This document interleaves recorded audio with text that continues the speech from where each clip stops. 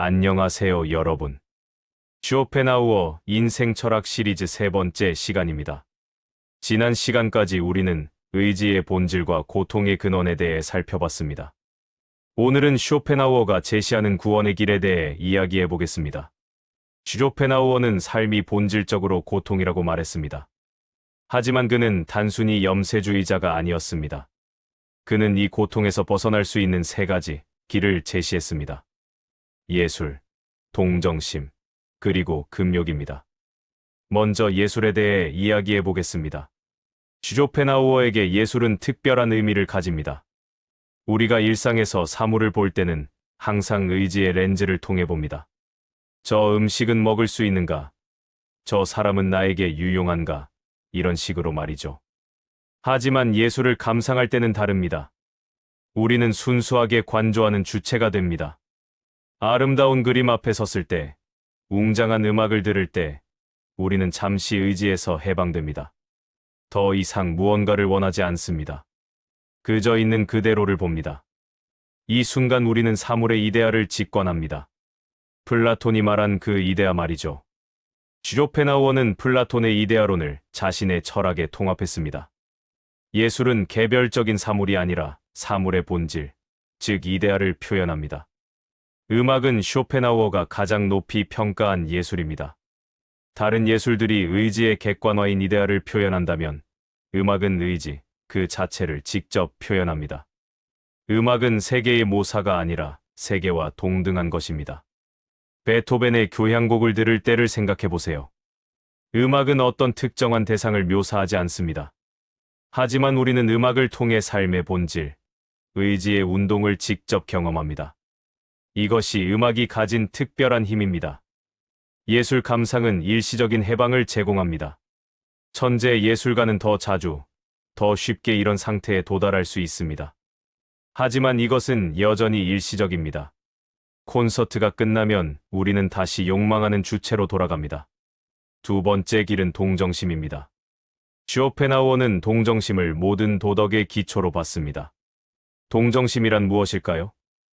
그것은 다른 사람의 고통을 나의 고통으로 느끼는 것입니다. 우리는 보통 자신과 타인을 구별합니다. 이것은 마야의 베일입니다. 인도 철학에서 말하는 환영이죠. 하지만 진실은 우리 모두가 하나라는 것입니다. 모두가 같은 의지의 표현입니다. 동정심이 일어날 때 우리는 이 진리를 직관합니다. 타인의 고통이 나의 고통이 되는 순간, 우리는 개체화의 원리를 넘어섭니다. 너와 나의 구별이 사라집니다. 쇼펜하우어는 동정심에서 두 가지 기본 덕목이 나온다고 말합니다. 정의와 자비입니다. 정의는 타인에게 해를 끼치지 않는 것입니다. 자비는 적극적으로 타인을 돕는 것입니다. 이기적인 사람은 자신의 개체만을 실제로 봅니다. 다른 사람들은 유령 같은 존재입니다. 하지만 선한 사람은 다른 사람들도 자신만큼 실제한다는 것을 압니다.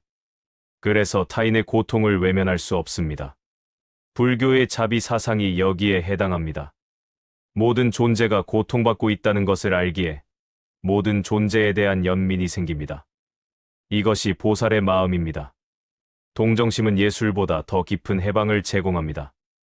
예술은 개인의 고통에서 벗어나게 하지만 동정심은 이기심 자체를 극복하게 합니다. 자아의 경계가 확장됩니다. 하지만 동정심도 완전한 해결책은 아닙니다. 우리는 여전히 욕망하는 존재로 남아 있습니다. 타인을 돕지만 자신의 욕구도 있습니다. 의지는 계속 작동합니다. 그래서 쇼펜하우어가 제시하는 궁극적인 길은 금욕입니다. 의지의 부정이죠.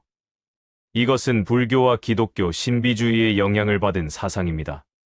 금욕이란 단순히 쾌락을 피하는 것이 아닙니다.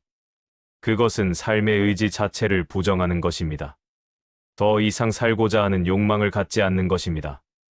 이것은 어떻게 가능할까요? 쇼펜하우어는 고통에 대한 깊은 통찰에서 시작한다고 말합니다. 삶이 본질적으로 고통이라는 것을 진정으로 깨달을 때 우리는 더 이상 삶을 긍정할 수 없습니다. 성자나 금욕자는 이 깨달음에 도달한 사람입니다.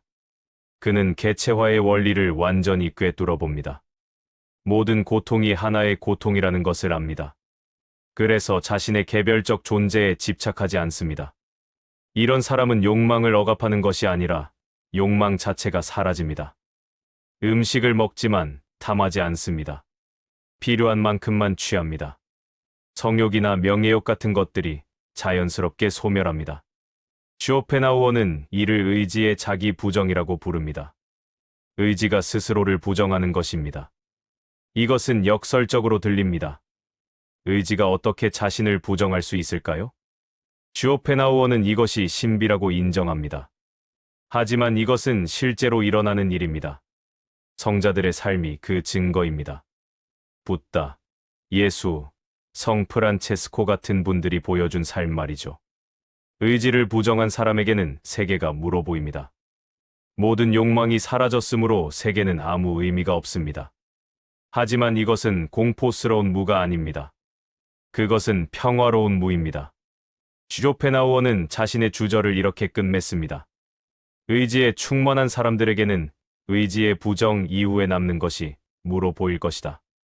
하지만 의지를 부정한 사람들에게는 우리의 이 너무나 실제적인 세계가 그 모든 태양과 은하수와 함께 무다. 이것은 불교의 공사상과 매우 유사합니다. 열반에 도달한 사람에게 세계는 공입니다. 하지만 그것은 긍정적인 공, 해탈의 상태입니다. 그렇다면 우리 같은 보통 사람들은 어떻게 해야 할까요? 쇼펜하우어는 현실적인 조언도 제공합니다. 그의 책, 인생론을 보면 실용적인 지혜들이 많습니다. 첫째, 기대를 낮추라고 합니다. 불행의 대부분은 현실과 기대의 괴리에서 옵니다. 삶에 대해 너무 많은 것을 기대하지 마세요. 그러면 실망도 적습니다. 둘째, 고독을 두려워하지 마세요. 뛰어난 사람일수록 고독을 즐깁니다. 자신의 내면이 풍부하기 때문입니다. 어리석은 사람만이 끊임없이 타인의 자극을 필요로 합니다. 셋째, 현재를 살아가세요. 우리는 과거를 후회하고 미래를 걱정하느라 현재를 놓칩니다. 하지만 실제로 우리가 가진 것은 지금 이 순간뿐입니다. 넷째, 자신이 가진 것에 집중하세요. 타인과의 비교는 불행의 원천입니다. 당신이 가진 건강, 능력, 관계에 감사하세요. 남이 가진 것을 부러워하지 마세요. 다섯째, 지적인 활동을 하세요. 정신적인 즐거움은 육체적 즐거움보다 더 지속적이고 순수합니다. 독서, 사색, 예술 감상은 삶을 풍요롭게 만듭니다. 여섯째, 건강을 돌보세요. 쇼펜하우어는 건강을 행복의 가장 중요한 조건으로 봤습니다. 아무리 많은 것을 가져도 건강하지 않으면 즐길 수 없습니다. 일곱째, 절제하세요. 쾌락을 추구할수록 우리는 더 많은 쾌락을 필요로 합니다. 이것은 끝없는 악순환입니다. 단순하게 살수록 더 자유롭습니다.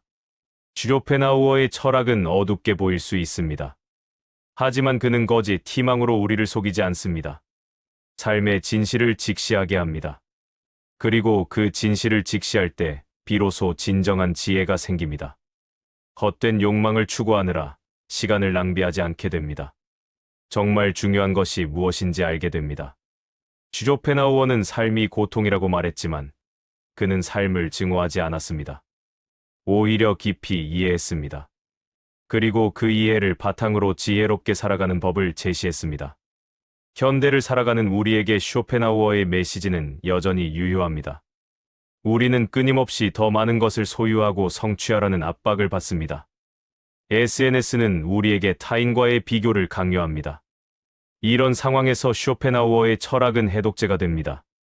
진정한 행복은 외부에서 오지 않는다는 것, 자신의 내면을 풍요롭게 하는 것이 중요하다는 것, 단순함 속에 평화가 있다는 것, 예술을 통한 일시적 해방, 동정심을 통한 자아의 확장, 금욕을 통한 의지의 부정. 이 세 가지 길은 단계적으로 더 깊은 자유로 이어집니다. 우리 모두가 성자가 될 필요는 없습니다. 하지만 우리는 예술을 감상할 수 있습니다. 타인에게 친절할 수 있습니다. 불필요한 욕망을 줄일 수 있습니다. 이것만으로도 삶은 훨씬 가벼워집니다. 쇼펜하우어의 철학은 비관주의가 아니라 현실주의입니다.